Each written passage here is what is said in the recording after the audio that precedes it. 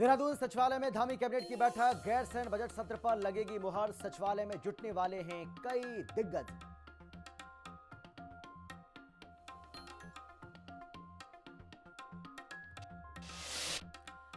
देहरादून में विधायकों का शक्ति प्रदर्शन, विकास कार्यों को लेकर बैठकों का दौर लगातार जारी। विकास बैठक, मिशन डेवलपमेंट।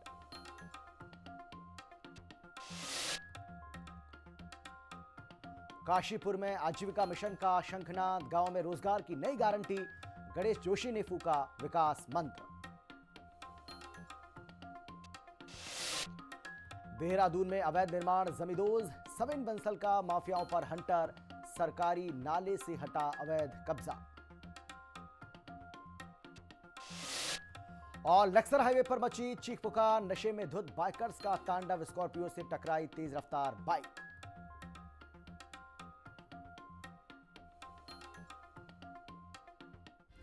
नमस्कार, आप देख रहे हैं हिंदी खबर। मैं हूं आपके साथ अमित शर्मा। सबसे पहले एक बड़ी जानकारी आपको देते हैं जो कि देहरादून से आ रही है। सचिवालय में धामी कैबिनेट की अहम बैठक हुई है।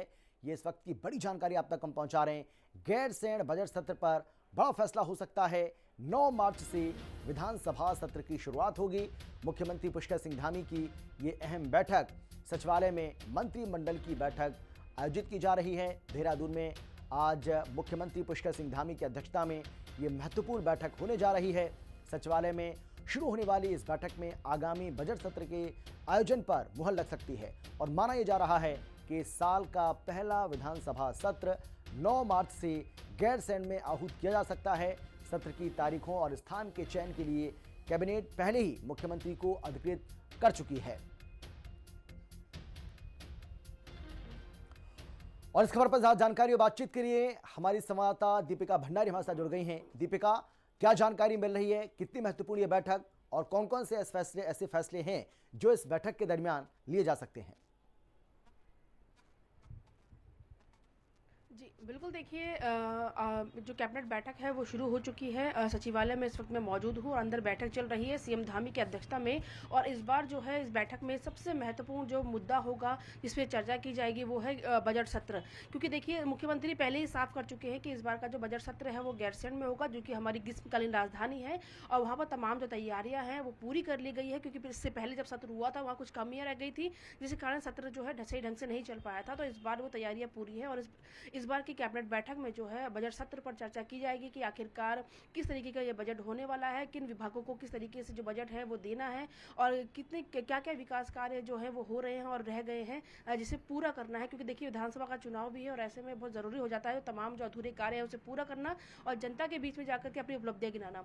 तो इस बार की कैबिनेट बैठक में जो अहम मुद्दा है वो गैरसैंण का बजट सत्र है और बताया जा रहा है कि 1.10 लाख करोड़ रुपए का, मतलब 1.10 लाख करोड़ रुपए का जो ये बजट है इस बार पेश सरकार जो है कर सकती है। और इस कैबिनेट में इस पर विस्तृत चर्चा की जाएगी कि आखिरकार गैरसैंण में बजट सत्र कितनी तारीख होगा, क्योंकि कहा ही जा रहा था या तो होली से पहले होगा यानी कि फरवरी लास्ट में, या होली के बाद होगा मार्च के पहले हफ्ते के बाद। तो इसमें विस्तृत चर्चा ये की जाएगी कि आखिरकार कितनी तारीख को कितने बजे से गैरसैंण में ये बजट सत्र होगा और साथ ही किस तरीके का इस बार का जो बजट है वो होना चाहिए, किस विभाग को कितनी जरूरत है, क्या है, पूरा ये विस्तृत जानकारी जो है चर्चा जो है इस कैबिनेट बैठक में की जाएगी। जी, लेकिन 9 मार्च की जो तारीख है उसके बारे में कहा जा रहा है कि 9 मार्च से ये शुरू हो सकता है।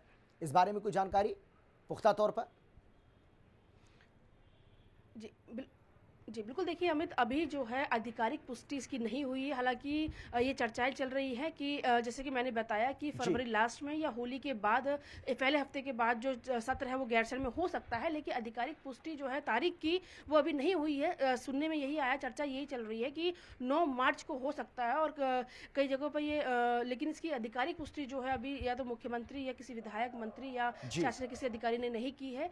तो हम अभी तारीख का हम कुछ नहीं कह सकते, लेकिन हाँ, ये बजट सत्र जो है इस बार गैरसैंण में ही होगा और पूरा सरकारी अमला जो है, तमाम मंत्री, विधायक, पूरा सरकारी अमला, शासन प्रशासन के अधिकारी इस गैरसैंण में होंगे, ताकि गैरसैंण के लोगों को एक मैसेज जाए, वहाँ का जो आसपास विकास जो है वो भी हो। तो कहीं ना कहीं गैरसैंण में सत्र कराना जरूरी हो जाता है, समय समय पर सरकार वहाँ जाती है। लेकिन देखना ये होगा कि इस बार का जो बजट सत्र है वो विपक्ष जो है सही ढंग से चलने देता है कि नहीं, क्योंकि इससे पहले हमने देखा पूरा सरकारी अमला करोड़ों रुपए खर्च करके वहाँ गया था, लेकिन 24 घंटे से भी कम समय का मुझे लगता है कि शायद उस दौरान जो सत्र है वो चला और चर्चा नहीं हो पाई और वापस आना पड़ा। तो इस बार मुझे पूरी उम्मीद है कि बजट सत्र होने वाला है, तो ऐसे में विपक्ष जो है पूरा साथ देगा सदन को चलाने में। जी, बहुत धन्यवाद आपका। आप इस बड़ी खबर पर इसी तरीके से नजर बना रखिएगा। दीपिका, एक बार फिर से आपके पास लौटेंगे अपडेट के साथ। देहरादून में आज विकास कार्यों को रफ्तार देने के लिए बड़ी बैठक हुई है और कैबिनेट मंत्री सौरभ बहुगुणा के नेतृत्व में बीजेपी विधायकों के एक डेलीगेशन ने मुलाकात कर क्षेत्रीय जनहित के मुद्दों पर चर्चा की है। इस दौरान खजानदास, उमेश शर्मा काऊ और किशोर उपाध्याय समेत कई विधायक मौजूद रहे। बैठक में विधानसभा क्षेत्रों की बुनियादी समस्याओं और आगामी विकास योजनाओं का खाका खींचा गया। सरकार का मुख्य फोकस जन सरोकारों से जुड़ी योजनाओं को धरातल पर उतारना है।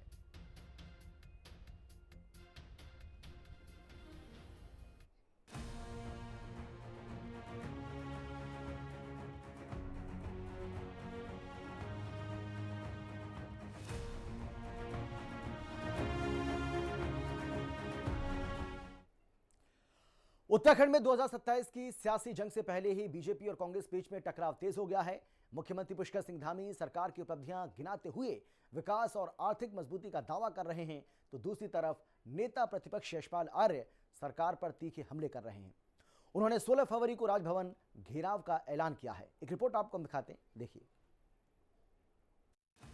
उत्तराखंड में बीजेपी और कांग्रेस का सियासी संग्राम। 2027 की चुनावी लड़ाई के लिए होने लगा इंतजाम।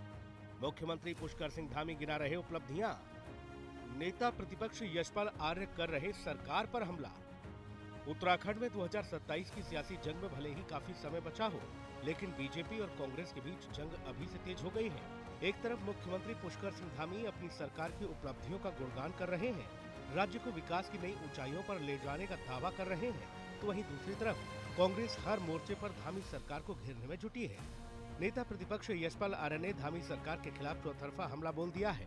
उत्तराखंड में धामी सरकार और कांग्रेस के बीच में लगातार जुबानी जंग तेज होती जा रही है। एक और जहां मुख्यमंत्री पुष्कर सिंह धामी अपनी सरकार की उपलब्धियां गिना रहे हैं और पीठ थपथपा रहे हैं, तो वहीं दूसरी ओर नेता प्रतिपक्ष यशपाल आर्य लगातार सरकार को घेरने का काम कर रहे हैं, जिससे उत्तराखंड में सियासी घमासान मचा हुआ है।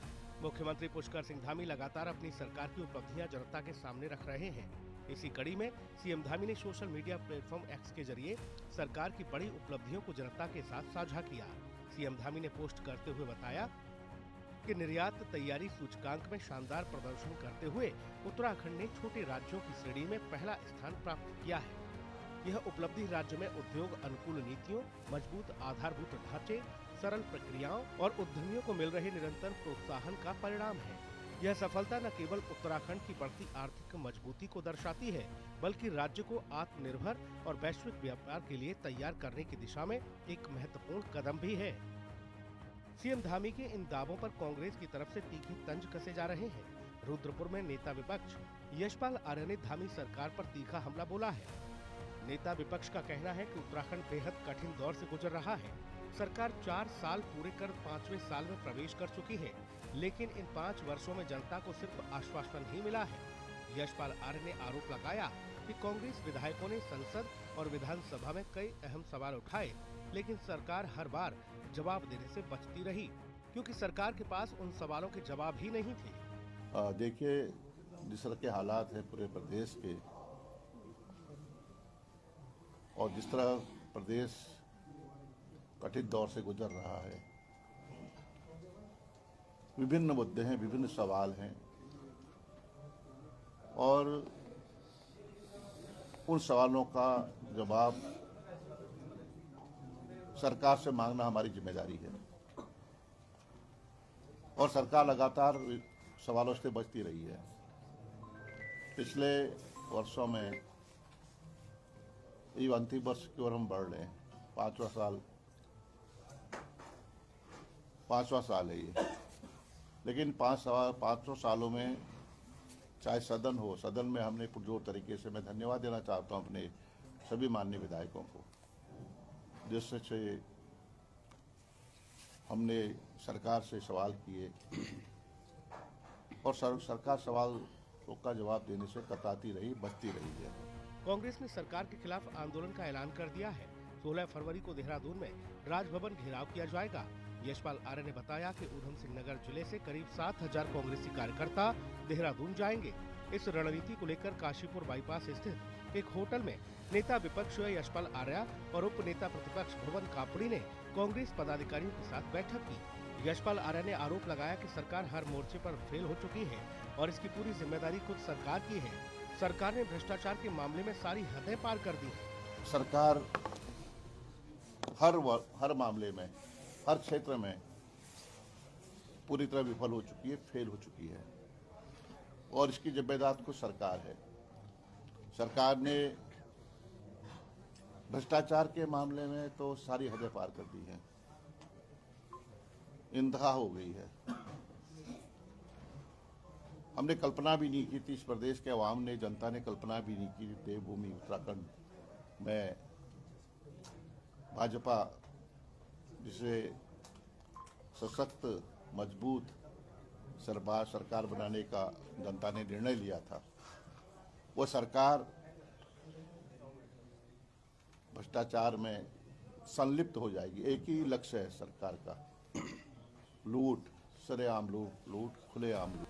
यशपाल आर्य ने आरोप लगाया कि मसूरी में पर्यटन विभाग की जमीन पर 23 करोड़ रुपए का लोन लेकर सौंदर्यीकरण कराया गया, लेकिन बाद में उसी जमीन को 15 करोड़ रुपए प्रति वर्ष की दर से लीज पर दे दिया गया, जबकि सर्किल रेट कहीं अधिक है। कांग्रेस के इन आरोपों से उलट सीएम धामी दावा कर रहे हैं कि उत्तराखंड हर क्षेत्र में कामयाबी की बुलंदियां छू रहा है। कुल मिलाकर दोनों तरफ से अपनी अपनी ढपली, अपना अपना राग वाला खेल चल रहा है। बता दें कि एक और जहां मुख्यमंत्री पुष्कर सिंह धामी ने अपने सोशल मीडिया पेज पर सरकार की उपलब्धि गिनाते हुए कहा कि निर्यात तैयारी सूचकांक में उत्तराखंड का बेहतर प्रदर्शन है और छोटे राज्य की श्रेणी में उत्तराखंड प्रथम स्थान पर है, तो वहीं दूसरी ओर नेता प्रतिपक्ष यशपाल आर्य ने सरकार को हर मोर्चे पर फेल बताया और साथ ही कई ऐसे मुद्दों को गिनाते हुए सरकार पर हमला किया। कैमरा पर्सन विजेंद्र तुर्की के साथ दीपिका भंडारी, हिंदी खबर, देहरादून।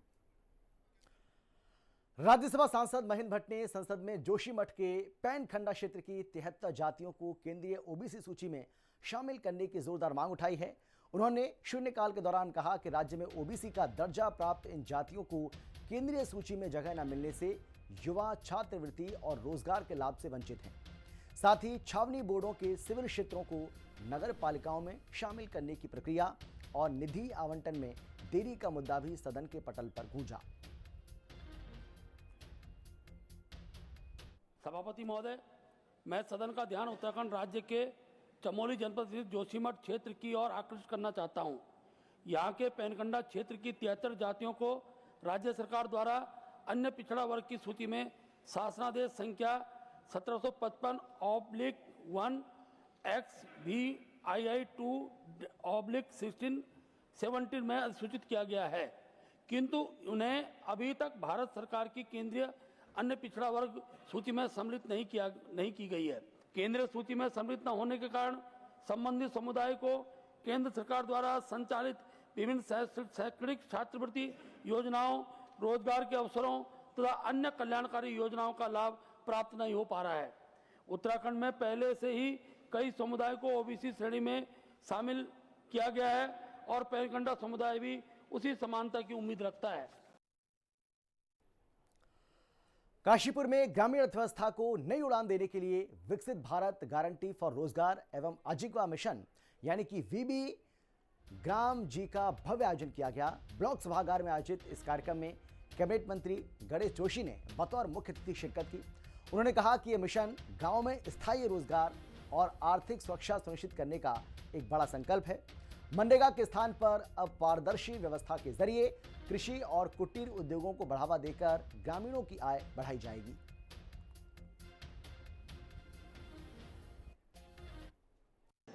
सभी बीडीओज को, डीडीओज को, सीडीओज को दीक्षित कर दिया है। ये सुनिश्चित करें कि प्रधानमंत्री जी ने जो लोगों के उपकार के लिए इसके दिन बढ़ाए हैं, 125 दिन को रोजगार मिले, इसकी माननीय मुख्यमंत्री जी के माध्यम से सभी जिलाधिकारियों को निश्चित कर दिया गया है। और दूसरा, जो पहले पेमेंट की जो दिक्कत होती थी, अब इसका भुगतान 15 दिन के अंदर इसका भुगतान होगा। देहरादून से एक बड़ी जानकारी आपको दे रहे हैं। उपनल बोर्ड की अहम बैठक हुई है। यूओआरए गठन प्रस्ताव पर कार्रवाई के निर्देश जारी किए गए हैं। गणेश जोशी की अध्यक्षता में बैठक संपन्न हुई है। रिक्रूटमेंट एजेंसी गठन पर तेजी से काम होगा। गढ़ी कैंट स्थित उपनल मुख्यालय में हुई अहम बैठक। वरिष्ठ प्रशासनिक और सैन्य अधिकारी इसमें मौजूद रहे हैं। देहरादून स्थित उपनल मुख्यालय में आज सैनिक कल्याण मंत्री गणेश जोशी की अध्यक्षता में एक अहम बोर्ड बैठक संपन्न हुई है। बैठक में प्रदेश के युवाओं और पूर्व सैनिकों को विदेशों में रोजगार दिलाने के लिए उपनल ओवरसीज रिक्रूटमेंट एजेंसी यानी कि UORA के गठन के प्रस्ताव पर तेजी से कार्रवाई के निर्देश जारी किए गए हैं। मंत्री गणेश जोशी ने कहा है कि इस एजेंसी के बनने से राज्य के हुनरमंद युवाओं को अंतर्राष्ट्रीय स्तर पर रोजगार के नए और बेहतर अवसर मिलेंगे। बैठक में वरिष्ठ प्रशासनिक एवं सैन्य अधिकारियों ने भी शिरकत की है।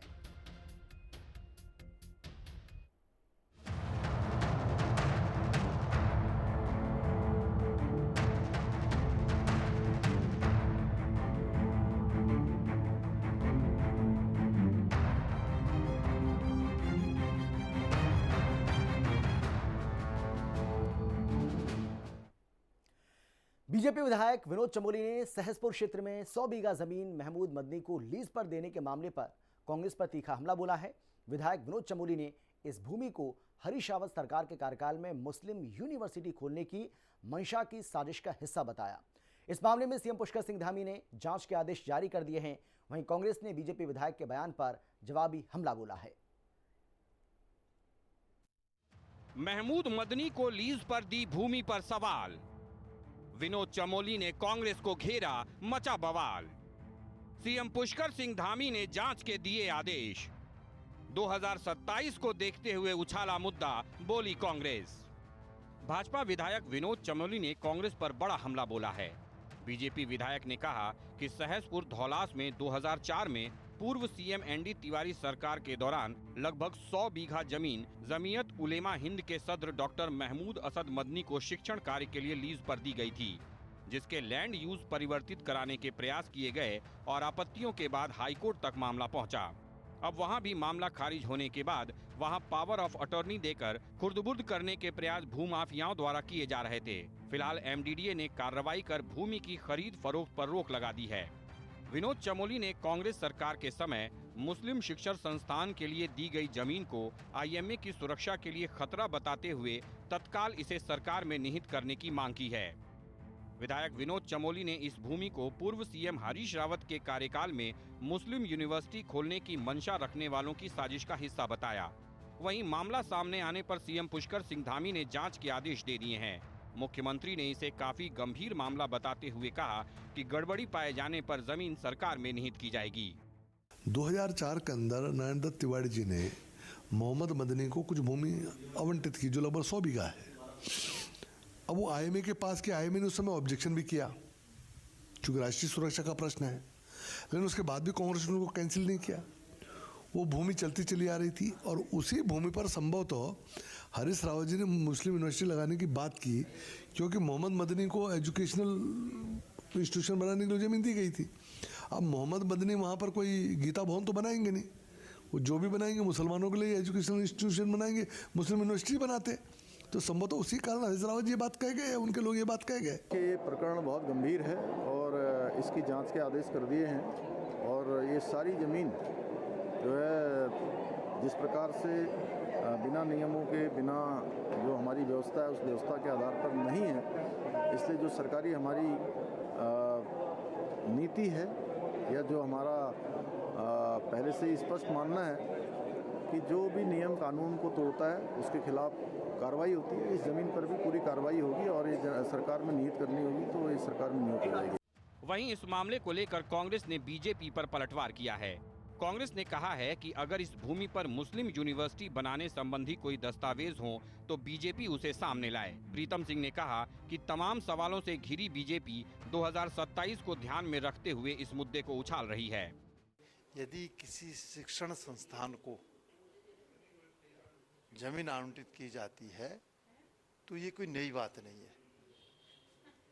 ये पूरे देश के अंदर सरकार शिक्षण संस्थाओं को स्थापित करने के लिए जमीन आवंटित करने का काम करती है और ये प्रक्रिया शुरू हुई थी 2003 में।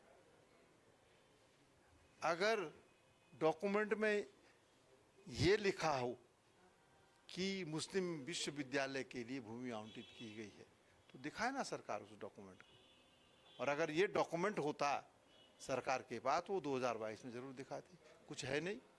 अब 2027 का चुनाव है, किस मुंह से लोगों के बीच में जाए।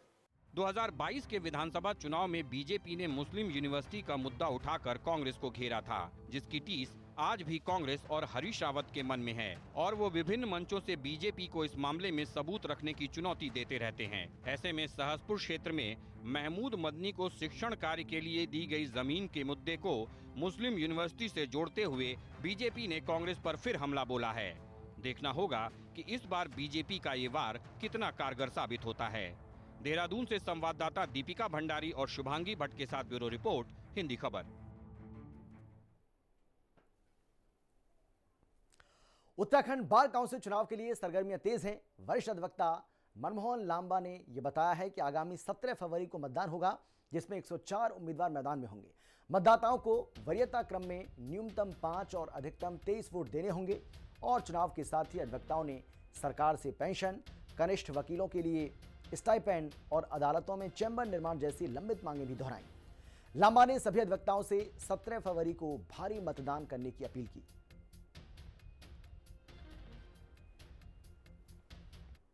बार काउंसिल ऑफ उत्तराखंड के चुनाव 17/2/26 को होने जा रहे हैं और प्रत्येक अधिवक्ता से निवेदन है कि वह अपने मत का प्रयोग करें और आपको 104 मेंबरों का जो कंटेस्ट कर रहे हैं उनका बैलेट पेपर मिलेगा बुकलेट के रूप में, जिसको आप प्रथम वोट देना चाहें उसका नंबर, सीरियल नंबर और नाम देखें, उसके स्पेस में 01 डालें या 1 डालें।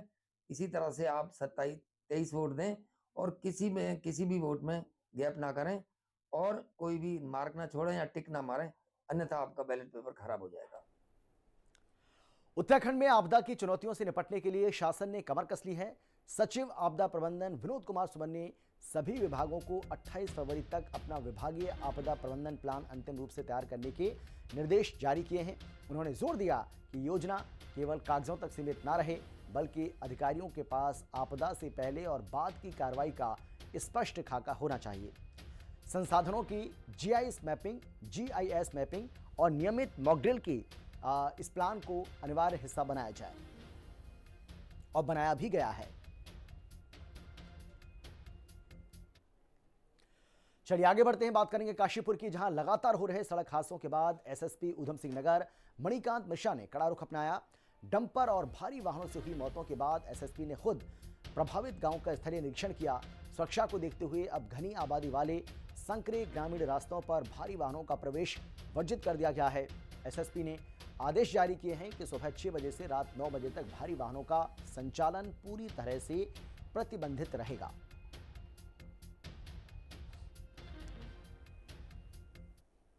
कई जगहों पर जो पिछले कई दिनों से इस पूरे उधम सिंह नगर जनपद में वाहनों के कारण एक्सीडेंट हुए हैं या मोटरसाइकिल के कारण एक्सीडेंट हुए हैं, उन जगहों को बारी बारी से देखा जा रहा है और उसमें क्या और सावधानी बरती जाए जिसके कारण से ऐसी दुर्घटनाएं न हों, उसकी कार्रवाई चल रही है। आज जिलाधिकारी महोदय की अध्यक्षता में भी एक मीटिंग हुई जिसमें सभी विभाग जो पुलिस, परिवहन से, पीडब्ल्यूडी से, नगर निगम से, ये सभी विभाग संबंधित थे, वो सब जिलाधिकारी महोदय की अध्यक्षता में एक मीटिंग हुई है और उसमें जो दिशा निर्देश मिले हैं उसमें हम लोग काम कर रहे हैं। एक जैसा कि आप अभी देख रहे होंगे कि जिस छोटे रास्तों से भारी वाहन गुजरते थे जो कि अनुमति नहीं है वहाँ से गुजरने की, उन जगहों पर हमने ये साइड बैरियर लगा दिए हैं। काशीपुर में कांवड़ यात्रियों की सुविधा के लिए महापौर दीपक बाली ने अनूठी पहल की है। हरिद्वार जाने के लिए बसें न मिलने पर महापौर ने अपने निजी खर्च से 2 बसों को झंडी दिखाकर रवाना किया। रामलीला मैदान में कांवड़ियों का फूल मालाओं और जलपान के साथ भव्य स्वागत किया गया। महापौर ने स्पष्ट किया कि यात्रा मार्ग पर सफाई और रोशनी की पुख्ता व्यवस्था रहेगी। साथ ही श्रद्धालुओं की धार्मिक भावनाओं को देखते हुए मार्ग की मांस दुकानें भी बंद रखी जाएंगी।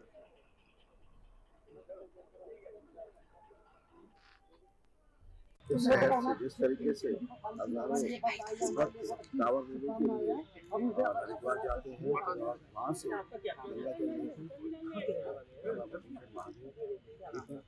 अपने सदस्यों साथ में अर्पित करते हैं जल को, तो इसलिए हमने 3 बसों की व्यवस्था करी है यहाँ से, जिसमें से 2 बसों को आज शिव भक्तों को लेकर आज 2 बसें रवाना हो रही है और 1 बस जो है वो कल रवाना होगा। और फिलहाल इतने ही, एक छोटे से ब्रेक के बाद फौरन लौटेंगे। आप देखते रहिए हिंदी खबर, क्योंकि हिंदी खबर पर खबरों का सिलसिला लगातार जारी है। जल्द लौट रहे हैं।